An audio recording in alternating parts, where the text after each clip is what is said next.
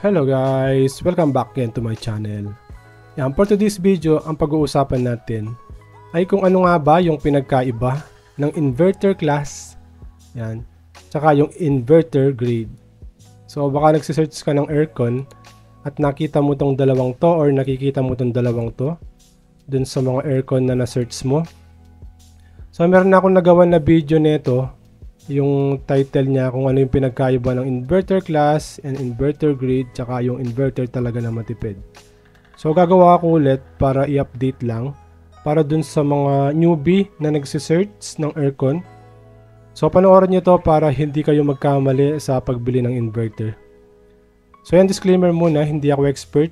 Yung mga sasabihin ko ngayon ay based lamang sa na-experience ko. Kaya kung meron man akong masabing mali dito, paki-correct nyo lang ako sa comment section. Kung meron kang question, suggestion, or gustong pagawa ng content, ilagay mo lang sa comment section. Kung hindi ka pa nakasubscribe, mag-subscribe ka na.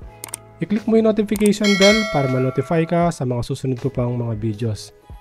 Paki-follow na rin ako dun sa Facebook page. Ilagay ko na lang sa description yung link. Okay? Yan, kung newbie ka, panoorin mo to para malaman mo kung ano yung pinagkaiba nitong dalawang to. So, siguro papakita ko muna kung ano yung inverter class tsaka inverter grade. Yan, para dun sa mga nagsisearch kung saan makikita or dun sa mga wala pang experience na makita yung mga ganito. Yan. Kasi yung pag sinabing inverter, di ba, yun yung sikat ngayon na sinasabi nila na matipid. Okay? Panoorin nyo to para hindi kayo magkamali sa pagbili ng inverter. So yan, kung pupunta ka sa Lazada, yan, i-type mo yung inverter aircon dito. Madaming lalabas dyan. Yan. So makikita mo dyan tulad ng dito sa Astron inverter class. Yan, nakalagay inverter class. Tapos dito naman inverter grade. Yan, dito sa X series split type aircon inverter grade. Yan, nakalagay dito. Yan. Papakita ko lang sa inyo kung ano yung mga sinasabi ko or baka nakita nyo na din yung ganito. Nalilito kayo kung ano yung pinagkaiba. Yan, ito inverter grade window type. Okay. So ito inverter grade din.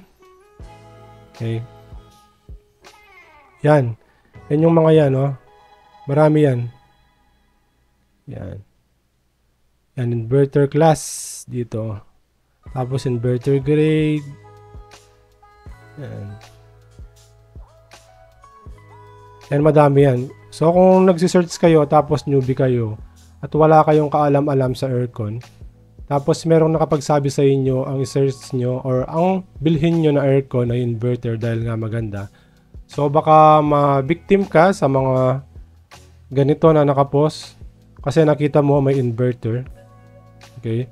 So ngayon, sasabihin ko sa inyo kung ano yung pinagkaiba ng dalawang to. So itong dalawang to, yung inverter class tsaka inverter grade, ay pareho lang yan. Okay? So nagkaiba lang yan kasi yung ibang brand ang tawag nila inverter class. Tapos yung ibang brand naman tawag nila inverter grade. Yan. Kung makikita nyo dito, yan. Yung sa Astron, inverter class yung tawag. Dito sa X series, inverter grade.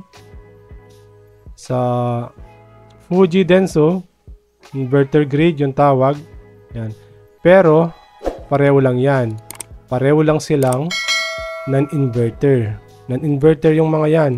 Hindi sila inverter talaga. Non-inverter. Yan. Non-inverter yan ha, yung dalawa. Huwag kayong palilito. Pareho lang yan. Nagkaiba lang sila ng tawag. Depende sa brand. Okay? Huwag kayong palilito.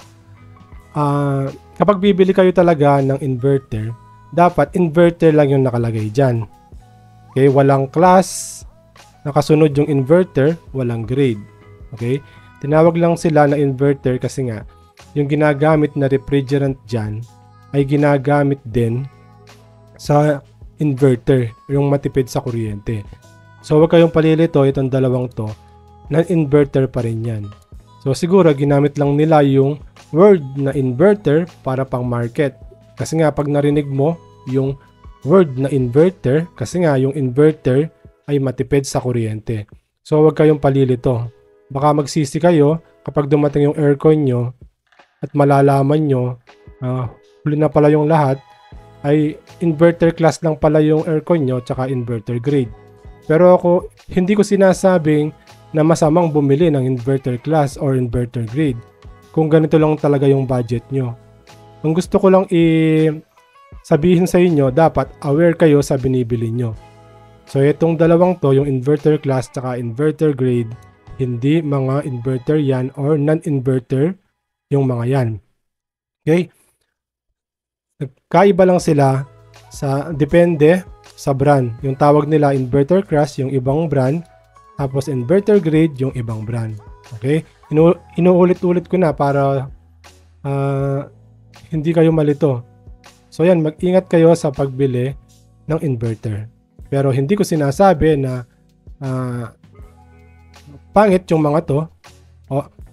Hindi ko sinasabi na masamang bumili ng mga ganito.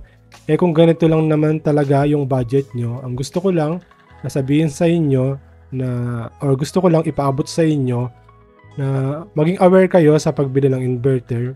Kung ganito lang yung budget nyo, di ganito na lang yung bilhin nyo. Baka ganito lang naman yung kaya nyo. Okay? Kasi yung price nila ay mababa talaga compared dun sa inverter talaga. Tulad nito, hanap tayo ng example. Ito, yung Fuji Denso. Yan. Inverter grade yan pero 13,000 lang. So yung mga inverter kasi talaga, yung price nila ito, nasa 20,000 or merong, yung mura na nakita ko ay nasa 15,400. Okay? TCL yata yun. Yung bagong TCL. Try kong i-search sa. Inverter talaga yon guys. TCL window type. Inverter. Sample lang to guys pero hindi ko sinasabing maganda to kasi nga hindi ko pa nagamit. May mga voucher kasi na pwedeng gamitin ito kasi dun sa cellphone ko siguro dahil less na yung voucher, yan, umabot siya ng 15. Okay, so kapag naka-sale umabot siya ng 15,000. May mga ganun, pero mag-ingat kayo dapat kung inverter talaga yung bibilhin nyo or yung binabalak nyo na bilhin, dapat walang inverter class yan or inverter grade. Ewan ko dun sa mga nagpo-post ng mga ganito or dun sa mga aircon brands na sana kapag magpo-post kayo ng mga ganito, ilagay nyo na non-inverter. Okay? Kasi ginagamit talaga nila na pang market yung word na inverter tapos susundan nila ng grade kaya class.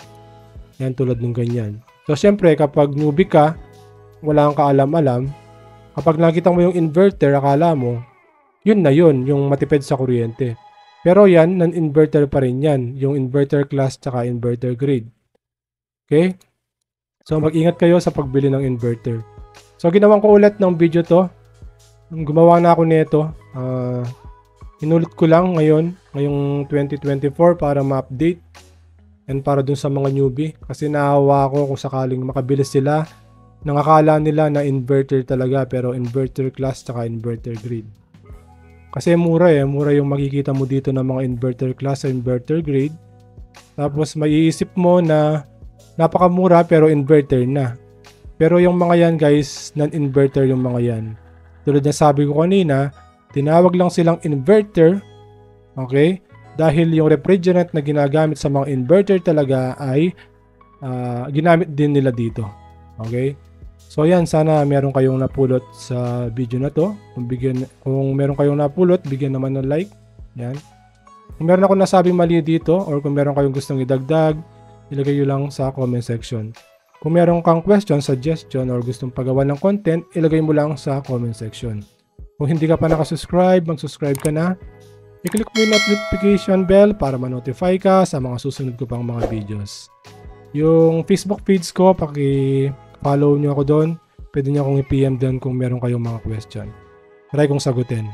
Okay guys, maraming salamat sa panonood. Hanggang dito na lang. Kita-kita ulit tayo sa mga susunod ko pang mga videos. Maraming salamat.